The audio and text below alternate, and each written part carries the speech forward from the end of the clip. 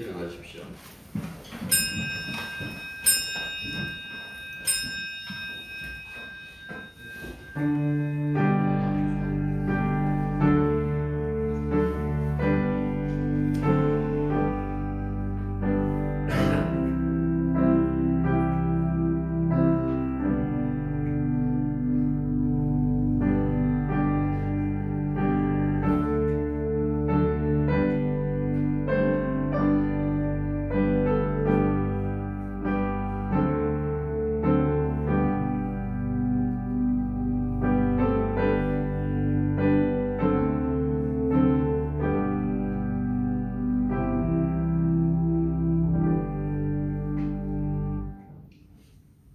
어김없이 봄이 찾아왔습니다.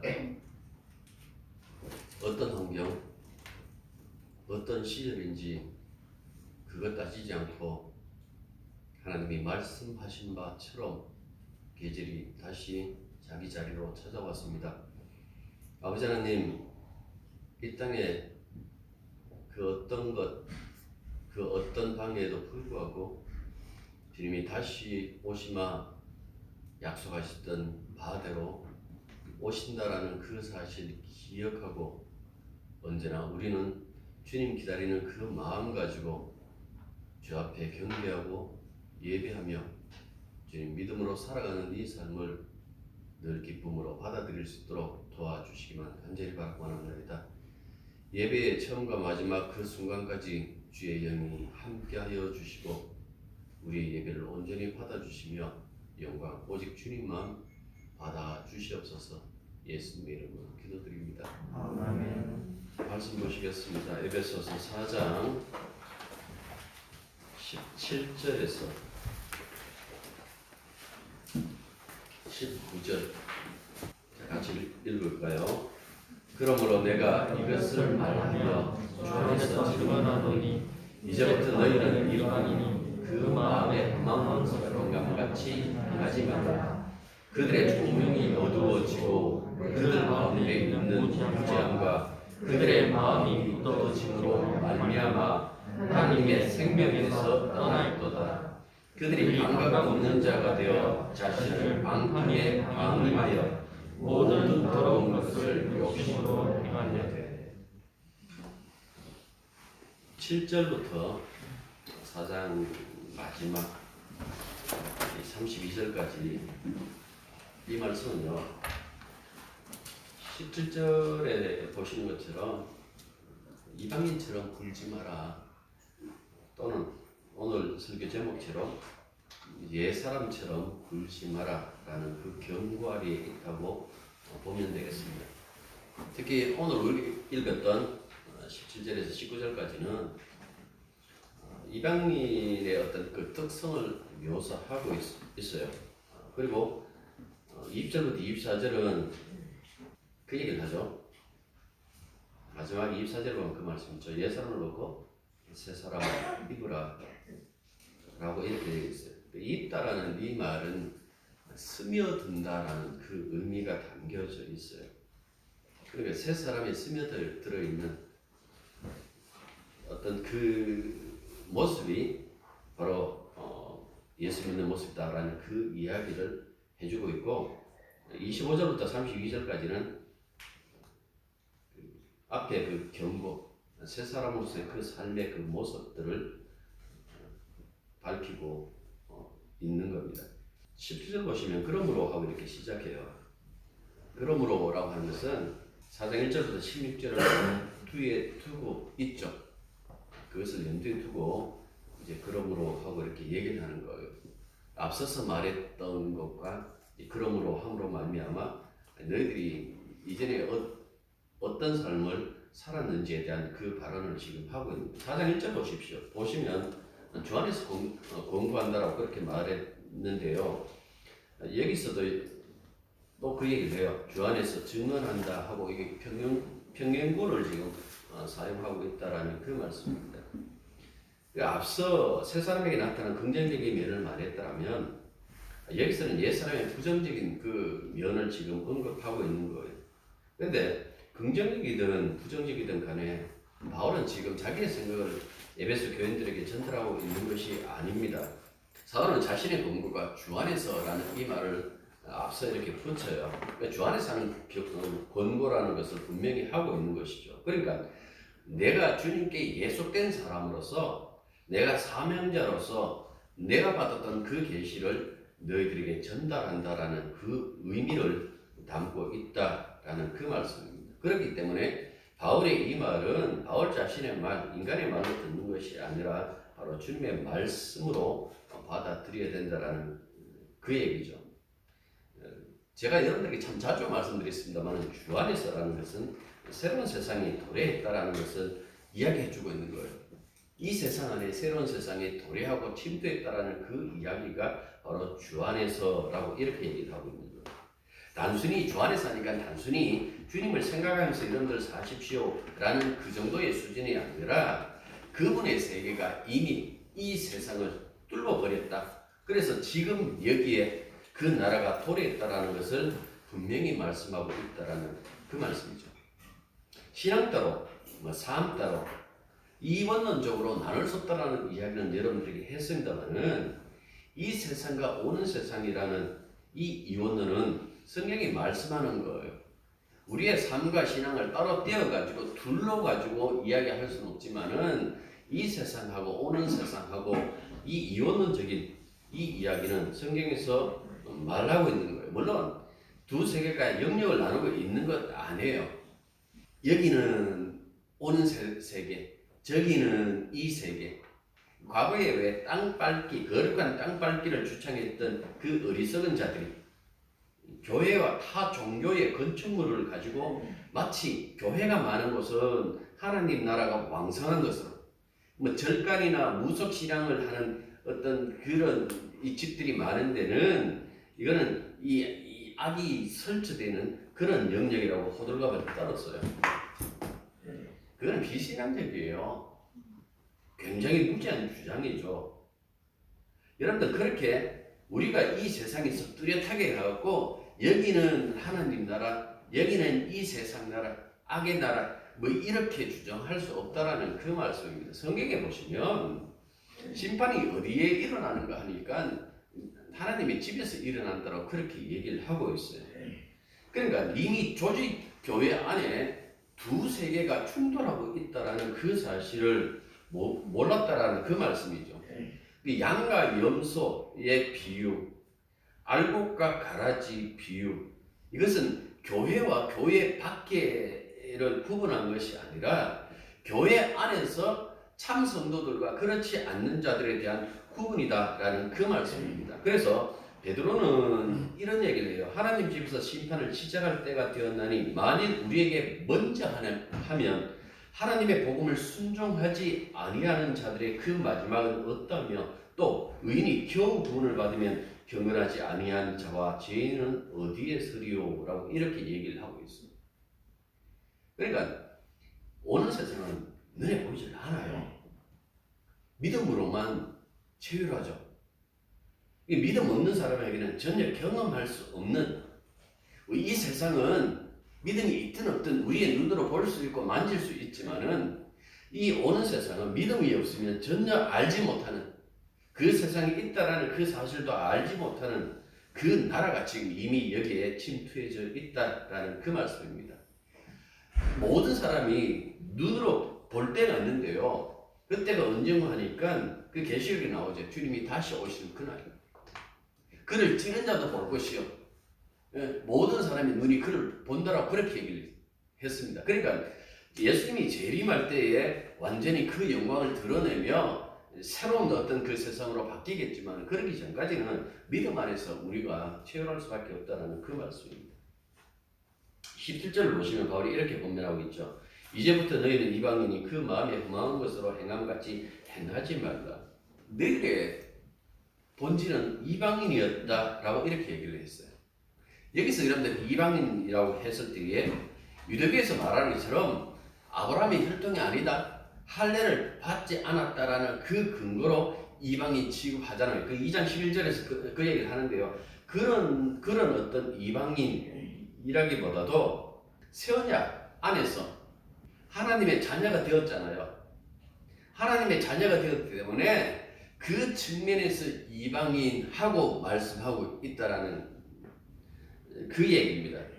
그러니까 그리스도의 피로 말미암아 하나님의 자녀, 그날의 시민이 되었기 때문에 그 이전에, 쉽게 말하면 예수 믿기 이전에 너희들의 삶에 대해서, 너희들의 그 삶의 영역에 대해서 지금 바울이 뭐라고 얘기를 하고 있는가 하니까 이방인, 그러니까 그들의 옛 신분이 이방인이었다라고 이렇게 말하는 거예요. 2장 13절 보십시오. 전에는 하고 이렇게 말하고 있죠. 전에는 했을 때 이 전에는 뭡니까? 예수 믿기 전에, 그리스도를 알기 전에, 주님을 영접하기 전에 그 상황을 전에는 하고 이렇게 얘기를 했어요. 4장 10절 보십시오. 중간줄 보십시오. 무엇이 뭐라고 얘기를 합니까? 이제부터 너희는 이렇게 얘기를 합니다. 전에는 하고 4장 10절에는 이제부터라고. 여러분 이 도식을 가만히 보십시오. 예수 안에서 새 사람이 된 그 신분, 전에는 했을 때는 옛사람 시절의 신분, 이 두 가지를 지금 대조하고 있다라는 그 말씀입니다. 지금 여러분들 바울이 하는 이 말씀은 교회 밖에 있는 자들을 설득하기 위해서 말하는 것이 아니에요. 교회 안에 있는 그리스도인을 향해서 지금 얘기하고 있는 거예요. 전에 너희들 그 신분과, 이방인이었던 신분과 이제부터 하나님의 자녀가 된 새 사람이 된 그 신분의 그 차이를 기억하라고 지금 이 얘기를 하고 있다라는 그 말씀입니다. 예수 밖에 있었을 때의 그 모습을 보십시오. 허망한 생각, 하나님에 대한 무지, 마음의 완고함, 지각이 어두워짐, 그 다음에 하나님의 생명을 떠나 있던 그 시절, 뭐 이렇게 얘기를 해요. 이런 말씀을 통해 가지고 두 영역, 이 바뀌어진 신분과 이전의 신분의 그 차이점에 대해서 지금 설명해 주고 있다라는 그 말씀입니다. 이 이방인으로 있을 때, 쉽게 말해서 예수를 알지 못했을 때 인간의 마음은 허망한 것이다 라고 그렇게 얘기를 하고 있어요.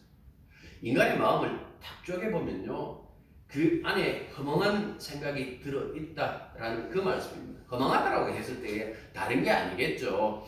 하나님에 대한 감각이 없는 사람, 그 뒤에도 나오지만은 어떻게 보면 공허한 상태, 인생이라는 것을 그렇게 즐기면서 그렇게 노력하면서 성공의 삶을 산다고 할지라도 그 안에 그 실제적인 그 모습을 보니까 공허한 그 상태의 모습을 가지고 지금 허망하다라고 이렇게 얘기하고 있는 거예요. 그 마음 안에 세상에 온갖 것들이 다 들어있는데요, 한 가지 안 들어있어요. 그 한 가지 안 들어있는 것이 무엇인가 하니까 신령한 은혜, 아주 쉽게 말하면 예수가 없어요. 다른 건 다 있어요. 거기도 풍요로운 재산도 있고, 아름다운 그 모든 것들도 있고, 소유도 있고, 꿈도 있고, 건강도 있고 다 들어있는데요, 그 안에 뭐가 없는 거 하니까 예수가 없어요. 사도는 그 사람의 마음을 가지고 뭐라고 얘기를 하고 있는가 하니까 허망하다라고 그렇게 얘기를 하고 있는 거예요. 아마 믿지 않는 자들은 사도 바울의 말에 동의하지 않을 거예요. 왜 내 마음이 허망해? 그게 무슨 소리야? 꿈으로 가득 차고 늘 설레는 마음을 가지고 있는데 왜 나에게 허망하다라고 그렇게 얘기할까? 나는 지금까지 혼자서 잘해왔어. 나는 누구의 도움 없이도 지금 내가 계획하고 꿈꾸던 그 모든 것들을 이루는 그 재미로 살고 있어. 그런데 왜 내게 허망하다라고 그렇게 얘기를 해? 나는 인생을 허비한 적이 없어.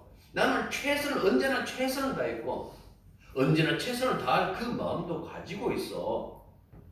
당신이 말하려면 사람 중에 허망한 사람도 있고 허망하지 않는 사람도 있다라고 얘기해야 되는데 왜 도매금으로, 왜 전체를 다 그냥 허망하다라고 그렇게 얘기를 하고 항변하겠죠. 그러면 바울이 이렇게 대답할 겁니다. 그거는 네가 네 마음 몰라서 그래. 너는 너를 다 안다고 할지라도 모른다. 네 마음은 네 스스로 쪼갤 수 없다. 주님이 오셔야, 성령이 임하셔야 비로소 그 마음을 쪼개버리는데 그렇게 쪼개지기 전까지 인간은 절대로 자기 마음 쪼갤 수 없다라고 그렇게 얘기를 해요. 난 마음이 아픈데요. 그래, 마음이 아픈 것은 쪼개진 것이 아니다. 껍데기가 아픈 거다. 네가 어떤 정신적인 병을 가지고 있고 어떤 아픔을 겪고 있다 할지라도 그 마음 쪼개진 것 아니다. 그 마음 쪼개진다는 것은 정말 무서운 것인데 그거는 인간이 할 수 없는 것이고 오직 주님이 성령이 할 수 있는 것이다. 인간은 자기 마음속을 몰라요. 가끔씩 그 얘기를 해요. 나도 내 마음 모르겠어. 그래요. 나도 내 마음 모르겠다라는 그 이야기가 지나가는 말이 아니고 그것이 정답이에요. 자신도 모르게 그 말을 한 거예요. 허망함은 주님이 개입하지 않으면 몰라요. 예수를 만나야 비로소 내 인생이 지금까지 내 인생이 허망했다라는 그 사실을 알아요. 우리가 예수 믿는 사람이 그 얘기를 하잖아요. 저는 주님 앞에 죄인입니다. 그 사람들이 웃어요. 니 뭐 그렇게 잘못 많이 했는데? 그런데 그 사람은 이해 못해요. 그들이 생각하는 어떤 잘못이라는 것은 남들에게 피해주는 거 뭐 이렇게 생각하지만은 하나님 없이 사는 그 인생 자체가 죄라는 그 사실에 대해서는 예수 믿는 사람만 알아요. 그걸 인정해요. 그게 그렇게 가슴 아프다라는 그 사실은 세상의 사람들은 모른다라는 그 말씀입니다. 주님이 보내신 성령이 우리에게 임하면 그때 우리 마음이 쪼개지고 그 쪼개진 마음속에 거룩한 주님이 임재하시면 그때 비로소 새로운 것이 보이기 시작한다라는 그 말씀입니다. 고린도서 2장 10절 보면 바울이 이런 얘기를 했어요. 세상 사람들에게는 예수 마음 없다고 했어요. 그러나 이렇게 얘기를 해요. 우리가 그리스도의 마음을 가졌는데요. 우리가 그리스도의 마음을 가졌다고 그렇게 말씀하고 있어요. 빌립보서 2장 5절 너희 안에 이 마음을 품으라 곧 그리스도 예수의 마음이니.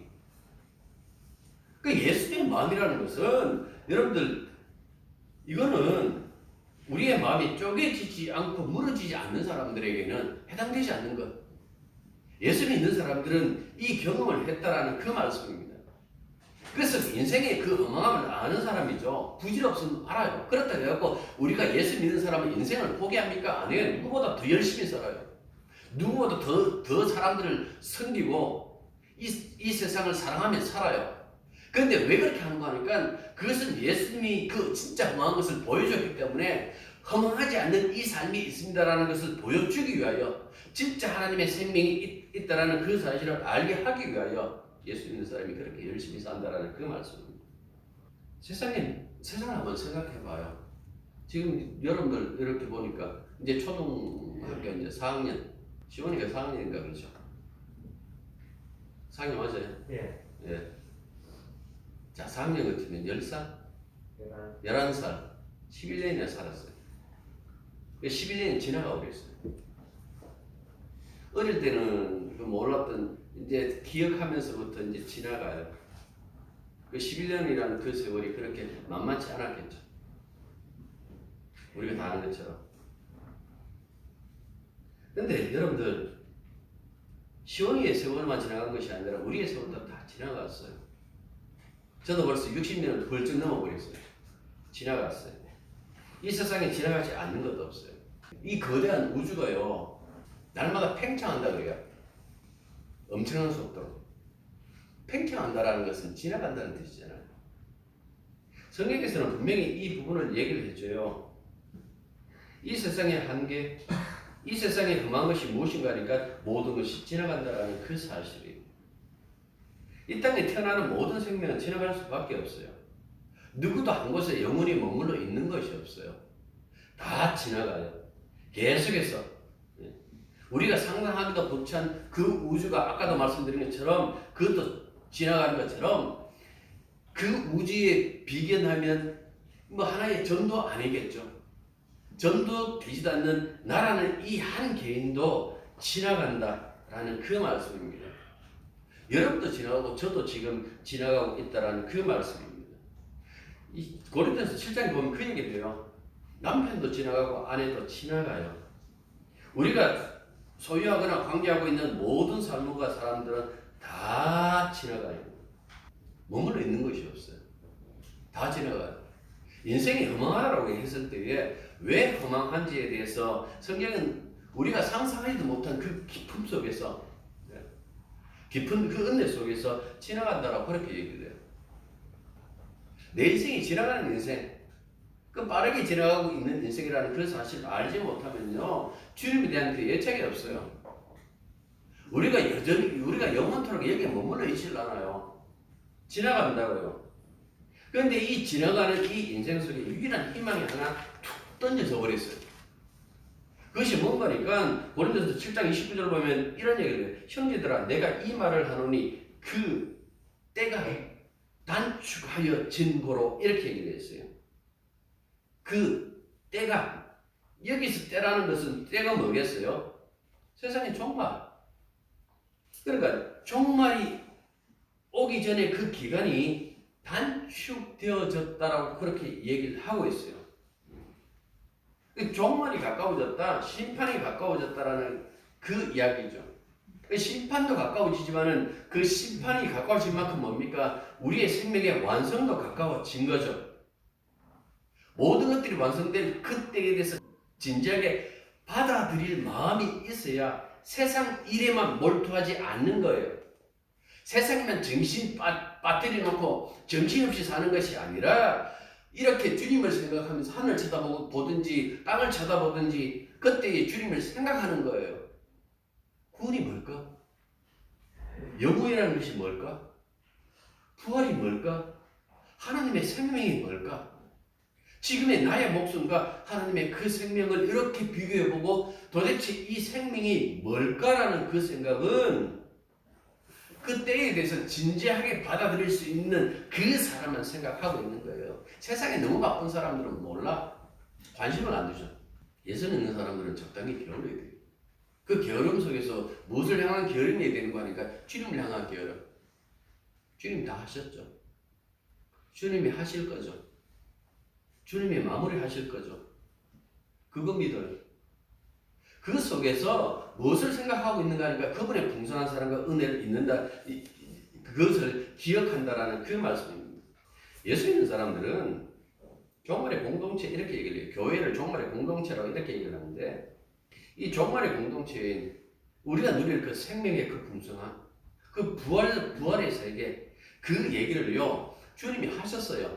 그래서 공간복음, 지금은 뭐 공간복음이라는 그 말을 한동안 또 안 쓰다가 또 다시 또 쓰는 어떤 경향이 또 있기도 해요. 이 마태, 마가, 누가복음을 이 공간복음, 공통적인 어떤 관점을 가지고 봤다라고 해갖고 공간복음 이렇게 얘기를 해요. 이렇게 얘기를 하는데요. 그 중에서 누가복음 20장 34절에서 36절을 인용하면요. 사람들이 이런 얘기를 해요. 어떤 사람들이 와갖고 옛날에는 시형제 혼인법 그래갖고 계대 혼인 뭐 이렇게 얘기를 하기도 해요. 형이 그 아내를 자식 없이 죽으면 그 동생이 그 형의 그 당시에 그 어떤 그 하나의 풍습이었는데요. 동생이 그 형수를 취해가지고 자식 넣으면 동생의 자식이 아니고 죽은 형의 자식이 된다고 해요. 그걸 이제 이야기를 하면서 자기들의 어떤 그 내려오는 그 풍습을 얘기를 하면서 7명이 있었는데 7명이 다 자식 없이 죽었습니다. 그럼 천국 가면 도대체 이 아내는 7명 가운데 누구의 아내가 되어야 됩니까? 라고 이렇게 얘기를 했어요. 이 사도계파 사람들이 천국을 안 믿었거든요. 현실밖에 없다고 믿었어요. 내세 웃기는 소리 하지 말아요. 내세가 어디 있어? 지금도 뭐 그런 사람 많잖아요. 내세가 없어. 지금 현실밖에 없어라 그렇게 생각했다고요. 그러니까 이 사람들에게 하셨던 그 바로 그 답변입니다. 들어보십시오. 예수께서 이르시되 이 세상의 자녀들은 장가도 가고 시집도 가되 저 세상과 및 죽은 자 가운데서 부활함을 얻기에 합당히 여김을 받은 자들은 장가 가고 시집 가는 일이 없으며 그들은 다시 죽을 수도 없나니 이는 천사와 동등이요 부활의 자녀로서 하나님의 자녀임이라 라고 이렇게 얘기를 하고 있습니다. 지금의 삶과 전혀 새로운 어떤 삶, 지금의 생명과 전혀 다른 그 변화된 그 생명 이걸 갖고 부활 이렇게 얘기를 해요. 우리가 주님 다시 오셔서 부활되기를 기다리는 것도 바로 이런 생명이 발현되는 바로 그때를 기다리는 그 마음으로 기다리죠. 근데 그때가 되면요. 세상살이에서 제일 중요한 게 뭐예요? 부모들이 자식 볼 때마다 뭐라고 얘기를 해요? 장가 안 가는? 시집 안 가는? 아는? 놀 거가 안 놀 거? 이게 세상살이에서는 굉장히 중요한 일이에요. 그런데 여러분들 오는 세상 속에서 부활의 세계 속에서는 우리가 지금 경험하고 있는 그 어떤 것도 이어지질 않아요. 전혀 새로운 천사와 같다라는 것은 영적인 존재로서의 지금의 어떤 이 삶과는 전혀 다른 그 삶에 대해서 이야기를 해주고 있는 거예요. 늘 우리는 일상을 걱정하잖아요. 내일 어떻게 살까? 무엇을 먹을까? 무엇을 입을까? 그것을 염려하고 사는데요. 그런 것들이 전혀 다 사라져버린 그걸 지금 얘기하고 있어요. 예수 믿는다라고 했을 때에 이걸 이제 선취라는 그런 말이에요. 미리 앞당겨가지고 여기서 누린다라는 그 뜻인데 지금 여기에서 우리는 그 부활의 생명을 누리고 있는 자예요. 그래서 주님이 그 얘기를 했잖아요. 마태복음 6장에 보면 너희들이 이방인들처럼 목숨을 위하여 무엇을 먹을까 무엇을 입을까 염려하지 말라. 왜 그렇게 얘기를 했을까요? 여전히 우리는 이 땅에 있는데 왜 그렇게 얘기를 했을까요? 그게 바로 선취라는 거예요. 그 부활의 삶의 그 삶의 방식을 이 땅에 앞당겨 가지고 사는 거예요. 사람들 이거 인용하면서 뭐라고 얘기를 하고 하니까 내가 이 말씀대로 믿었더니요 항상 하나님께서 제게 까마귀를 보내주셔가지고 돈도 채워주시고 먹을 것도 채워주셨어요 이렇게 얘기를 했어요. 내가 그런 얘기 할 때마다 내가 그랬어요. 니 잘못 알고 있다 그랬어요. 삶의 방식이 달라졌다는 이야기예요. 이방인처럼 사는 거, 이방인 하는 것은요 세상에 예수 믿는 모든 사람을 다 이방인이에요. 예수 바깥에서 있는 사람들의 그 삶의 그 모습은 뭡니까? 늘 어떻게 무엇을 입을까 무엇을 먹을까 거기에 대한 염려죠. 그 일상에서부터 못 떠나고 있는 거예요. 그걸 지금 얘기를 하고 있는 거예요. 세상의 외형은 우리 눈에 쉽게 들어오잖아요. 이렇게 보면 누가 더 잘 살고 누가 더 잘났고 누가 더 잘하고 다 눈에 들어와요. 그런데 이 부활의 세계 이 믿음으로 체득할 수 있는 이 부활의 세계, 이 부활의 생명은 믿음 없이는 알지 못하는 거예요. 이게 어떻게 보면 감춰져 있는 비밀이에요. 이 이사야 45장 15절이 굉장히 중요하다 그랬잖아요. 우리 하나님은 숨어 계시는 하나님이다. 이게 무슨 소리입니까? 하나님이 숨는 것이 아니라 사람들 눈에는 띄지 않는 하나님 이렇게 얘기를 했잖아요. 믿음을 가진 자 외에는 알 수 없는 그 하나님 부활의 생명 역시 마찬가지예요. 믿음이 없이는 알 수 없는 그 비밀적인 그 생명을 예수 믿는 사람들이 이미 선지에서 얘기했어. 그것을 누리겠다라는 그 말씀이에요. 무엇으로 나타내요? 무엇을 먹을까? 무엇을 입을까? 걱정 안 하는 거예요. 지금 에베소 교인들에게 너희들 부족하다. 모자란다. 예수 믿는다면서 그렇게 부족하고 모자라서 되겠느냐? 좀 더 노력해봐라. 그 얘기 하는 건 아니에요. 우리 성도다 이 얘기를 하고 있는 거예요. 우리가 새 사람이다. 우리 옛 사람 아이디. 새 사람의 방식이 따로 있다. 왜 자꾸 옛 사람이었던 그 과거를 기억하고 그대로 하려고 하는지. 우리는 새 사람이기 때문에 새 사람의 삶의 방식이 있다는 그 얘기를 지금 각인시켜주고 있다는 그 말씀입니다. 자, 18절 보십시오. 그들의 총명이 어두워지고 그들 가운데 있는 무지와 그들의 마음이 굳어짐으로 말미암아 하나님의 생명에서 떠나 있도다. 총명은 사고력, 시각 이렇게 생각하면 되겠죠. 무지는요. 그 당시에 이제 영지주의자들이 있었는데요. 신을 알지 못하는 것, 신인식, 이 신을 알지 못하는 것을 무지다. 그렇게 얘기를 했어요. 그것보다는 알지 못한다. 내 백성이 무지하다라고 이렇게 얘기했어요. 우리 지난주에 그 10편, 14편 얘기를 했잖아요. 뭐라 그랬습니까? 하나님이 자기를 알지 못하는 삶 그 자체를 가지고 무지라고 이렇게. 다시 말하면요. 하나님을 떠나 있는 전체 인간의 상황, 그 상황을 지금 이렇게 그려주고 있는 거예요. 총명이 어두워졌다. 무지하다. 굳어진 마음. 이런 것들은 어떤 사람들의 그 심리적인 그 기능을 이야기하는 것이 아니에요. 그 다음 제일 끝에 뭐라고 얘기하냐면 하나님의 생명에서 떠나야 된다. 이게 행동 방향을 지시하는 구절이잖아요. 앞에서 안 믿는 사람들 다 무지하다. 아니요. 그 사람들 똑똑해. 부족해요. 얼마나 민감한데요. 마음이 민감해요. 그래서 돈 냄새도 잘 맡아요. 우리보다. 사는데 그래서 이 사람들은 방해되는 것이 없기 때문에 잘 살아요. 물론 다 그런 건 아니지만. 그런데 여기 보십시오. 행동 방향이 지시하는 이 구절이 뒤에 붙어 있잖아요. 하나님의 생명에서 떠나 있더라. 그러니까 하나님의 생명에서 떠나 있는 이 모습을 신앙적에서 보면 총명이 어두워졌다, 무지하다, 굳어진 마음이다 라고 이렇게 표현하고 있다는 그 말씀입니다. 아무리 지가 똑똑하게 산다고 할지라도 그것은 하나님의 생명과 상관없는 일임을 얘기해주고 있는 거예요. 살려고 발동치고 있는데 생명과는 아무런 상관없는 그 허망함, 그것이 소위 말해서 예수 믿지 않는 사람의 삶의 모습이다 하고 얘기해줘요. 그런데 베드로전서 1장 18절부터 19절에 의하면 그리스도인들은 그 허망한 삶에서 해방되었다고 그렇게 말하고 있어요.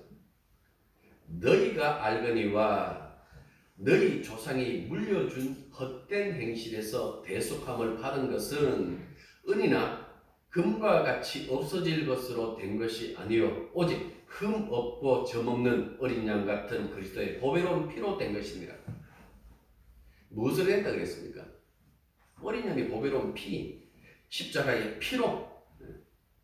세상에 대해서는 무한한 지혜로움을 나타내는 인간의 총명이 하나님의 그 생명과 상관없이 살아가는 것은요, 그리스도의 피, 이 십자가의 피와 성령이 임하지 않았기 때문에 그렇다라는 그 말씀입니다. 우리가 우리 힘으로 예수 믿지 않았다는 그 얘기는 에베소서 하면서 정말 많이, 그전에도 마찬가지예요. 제가 여러분들에게 설교하면서 계속 했던 그 얘기는 우리가 우리 힘으로 주님 찾지 않았다는 그 점은 끊임없이 반복했어요. 앞으로도 할 거고요. 은혜잖아요. 사랑이잖아요. 그가 먼저 우리를 사랑하셨다라는 그 말씀이 있는 것처럼 언제나 그렇게 우리가 은혜 받았는데요. 우리가 이렇게 은혜가 임하지 않았다면 우리도 세상 사람들과 똑같이 살 수밖에 없었을 거죠. 고린도전서 2장 6절부터 14절 제가 읽겠습니다. 그 중에서 12절부터 읽을게요. 우리가 세상의 영을 받지 아니하고 오직 하나님으로부터 온 영을 받았으니 이는 우리로 하여금 하나님께서 우리에게 은혜로 주신 것들을 알게 하려 하십니다. 우리가 이것을 말하거니와 사람의 지혜가 가르친 말로 아니하고 오직 성령께서 가르치신 것으로 하니 영적인 일은 영적인 것으로 분별하느니라. 육에 속한 사람은, 육에 속했다라는 것은 오늘 이 본문에 말하면 옛사람, 육에 속한 사람은 하나님의 성령의 일을 받지 아니하나니 이는 그것들이 그에게는 어리석게 보이며, 아까 우리 여기 보면 총명이 어두워지고 무지함과 마음이 굳어지고 이렇게 얘기를 하잖아요. 그들 입장에서 보면 우리 보고 그렇게 얘기를 하는 거예요. 저 총명이 어두워지고, 예수애들 다 총명이 없는 사람이에요. 지가 못하니까 늘 신한테 붙어가지고 신한테 도와달라고 하는 저 어리석은 자들이 똑같은 그 얘기를 하고 있어요. 마지막에 그 얘기를 했어요. 그러한 일은 영적으로 분별되기 때문이다. 영적인 일은 영적으로 분별된다고 그렇게 얘기를 했어요. 그만큼 주님 주신 그 은혜 없으면 이건 분별할 수 없다는 그 말씀이죠. 자, 19절 보십시오. 그들이 감각 없는 자가 되어 자신을 방탕에 방임하여 모든 더러운 것을 욕심으로 행하되, 그냥 직역하면 이거예요. 그들은 감각 없는 자들이 되었기 때문에 욕심으로 모든 더러운 것을 행하기 위해서 자신들을 방탕에 내맡겨 버렸다. 감각 없는 자가 되었다. 아펠게코테스라는 것은요, 신약성에서 여기만 쓰여져 있어요. 여기만 쓴 그 단어예요. 이거는 마음이 공허한 상태, 무기력, 혹은 둔감해져 버렸다. 하도 못된 짓 하다 보면요, 이게 못된 짓인지도 모르고 거기서 둔감해져 버린 어떤 그런 의미도 여기에 담겨져 있고, 그 결과가 허망할 수밖에 없고, 생명이 없기 때문에 무기력할 수밖에 없다는 그 어떤 의미를 담고 있어요. 근데 이 감각 없다라는 이 단어가 어떤 사본에서는 소망 없다라는 그 단어로 기록되어져 있어요. 감각이 없든 소망이 없든 간에 이방인들이 자신의 방탕에 방임한다라고 이렇게 얘기를 했어요. 이 참, 이 두려움을 방임했다. 자기를 그냥 내버려뒀다는 이야기죠. 근데 사람들은 모르죠. 나는 최선을 다했다. 나는 오늘도 내일도 최선을 다할 것이다라고 생각하는데 이 주님의 영적인 사람의 눈에는 그것이 바로 방임하는 것으로 보였다는 그 얘기. 자기 중심적이다. 더 많이 가지려는 어떤 그 욕망의 자신을 내맡겼다 하고 이렇게 얘기를 하고 있어요. 특히 여기서 행한다라는 이 의미로 쓰인 이 단어가요. 그 온 힘을 다 한다. 내 힘을 다 실었다. 쉽게 말해서 노력의 이미지가 담긴 그 단어다라는 그 말씀입니다. 그렇게 노력하고 정말 최선을 다해서 사는데도 불구하고 그 끝이 뭐라고요? 허망하다. 이렇게 얘기를 하고 있어요. 누가복음 12장에 보면 어떤 사람이 와갖고 주님, 형님이 아버지 유산 다 가져가 버렸는데 내게 좀 나눠주라고 그렇게 얘기 좀 해주십시오 라고 이렇게 부탁을 했어요. 그러니까 내가 너희들 그 재산 나눠주려고 내가 온 줄 아느냐 라고 하면서 이런 비유를 들어요. 삶과 모든 탐심을 물리치라. 사람의 생명이 그 소리에 넉넉한데 있지 아니하리라 하시고 이 비유를 들어요. 부자 비유죠. 솔직히 워낙 풍성하게 이제 늘어나 버리는 거예요. 근데 이 사람의 소출이 그렇게 풍성하게 늘어졌는데 우리 생각에는 야, 여행이 하나님 주셨는데 그 풍성을 하나님 앞에 영광 안 돌리기 때문에 그렇다. 교회 나올 때 빈손으로 나오지 않고 뭔가 여러분들 잘 됐다 말다 바치는 이유가 뭡니까? 하나님이 내게 풍성하게 주신 건 난 다 알아요. 그래서 내 혼자 다 안 먹고요. 하나님한테 떼주는 거예요 하고 그렇게 들고 온다고요. 그게 사람의 심리거든요. 지금 그 얘기 안 하는데 지금 사람들 대부분 그렇게 생각해요. 왜? 내 중심으로 생각하니까. 이 사람도 최선을 다했을 거예요. 그 노력의 결과예요. 살아둘 곳이 부족할 만큼 풍요로웠어요. 그런데 주님이 하시는 그 말씀은 뭡니까? 그런데 그것을 충분히 누릴 만큼 자기 목숨은 연장하지 못했다. 그날 끝나버렸어요. 그 생각하는 그날 저녁에 끝나버렸다라는 그 말씀이. 왜 이야기를 했을까? 인간이 소위 말해서 인간의 그 어떤 삶에도 그 삶의 그 결과가 생명을 조금이라도 누릴 수 없다라는 그 얘기를 하고 있는 거예요. 그러니까 인간의 모든 삶 속에는 무엇이 없다? 하나님의 생명이 없다라는 그 이야기를 이 비유를 통해서 우리들에게 해주고 있는 거예요. 믿는 것과 믿지 않는 것의 차이가 뭐예요? 여러분들 그거 아세요? 믿는 사람들이 믿지 않는 사람보다 더 윤리적이에요? 더 똑똑해요? 더 잘 살아요? 더 사랑스러운가요? 더 자비한가요? 차이가 없어요. 그런데 믿는 자와 믿지 않는 자에게 차이를 주는 것이 하나 있어요. 그게 뭔가니까 우리에게 구약의 표현대로 하면 고엘, 후견자. 고엘은요, 이 룻기에 보면 거기에 나와요. 키다리 아저씨. 우리 읽었던 친구들도 많을 거예요. 고아로, 보육원에서 자란 이 주디라고 이렇게 불리죠, 그냥. 주디에게 익명의 후견자가 나타나 그녀를 대학까지 이렇게 보내요. 대학을 보내면서 한 가지 약속이에요.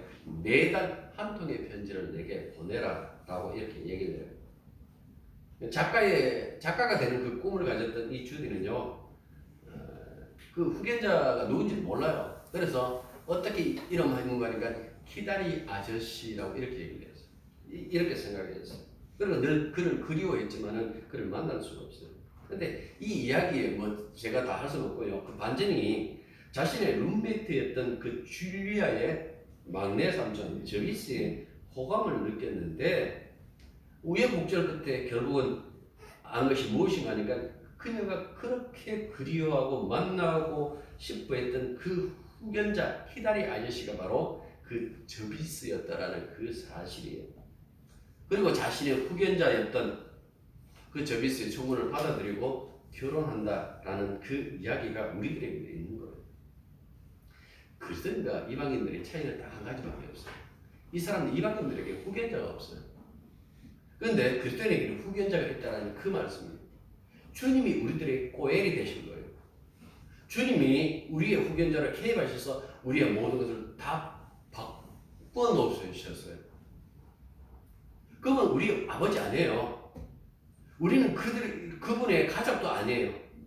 우리 인생, 그냥 태어나는 모든 인생은요, 좀 영적으로 이야기하면 과욕, 과부욕, 지나가는 나그네에 불과해요. 그런데 우리가 뭐라고? 주님이 후견자가 되어주시고, 결국 뭡니까? 나중에 우리가 이제 에베소 읽으면 뒤에 이제 이 신랑과 신부에 대해서 이야기를 해요. 남편과 아내에 대해서 이야기를 하는데 예수님과 교회에 대해서 이야기를 한다라고 얘기를 해요. 이걸 갖고 얘기를 한다면 우리를 당신의 신부로 삼았다라는 그 말씀입니다. 이게 차이점이에요. 예수 믿는 사람하고 예수 안 믿는 사람하고 차이점은 주님이 후견자가 있느냐 없느냐 이 차이점밖에 없다라는 그 말씀입니다. 우리 천국은 여러분 천국 어떻게 가요? 스스로 갈 수 있나요? 없어요. 후견자 때문에 가는 거예요. 그 이야기를 지금 성경에서 해주고 있어요. 그러니까 보십시오. 후견자 빼고는 믿는 사람이나 안 믿는 사람이나 별 차이 없어서 우리 욕심 없습니까? 우리는 어떤 탐욕이 없나요? 그런데 이런 우리를 어떻게 당신을 신부로 삼으셨는가? 신부로 삼아주는가? 아내로 삼아주는지 그 이야기는 우리의 후견자 되시는 예수님의 사랑이 얼마나 깊은지 그 이야기를 성경에서 해주고 있다는 그 말씀입니다. 오늘도 여러분들 성경 교회에 오셨는데요. 무슨 생각하고 계시나요? 자리에 앉는 그 순간에 뭘 생각해야 될까요? 여러분들의 소속이 어디인가요? 그리스도 안에 있는 몸 공동체에 속해져 있나요? 아니면 교회 밖 이방인에 속해져 있나요? 답은 여러분들 다 알고 계시잖아요. 우리는 이방인이 아니다라는 그 말씀입니다. 하나님의 생명에서 따라 사는 자들이 아니죠. 우리는 영적 강압도 없고 방탕에 방임하여 욕심으로 사는 그런 자들이 아니에요. 우리는 이 세상에 속해 있지도 않아요. 우리는 오는 세상에 속한 주님의 백성이고 주님의 신부들입니다. 이방인이었던 옛 사람은 주 안에서 이미 죽었죠.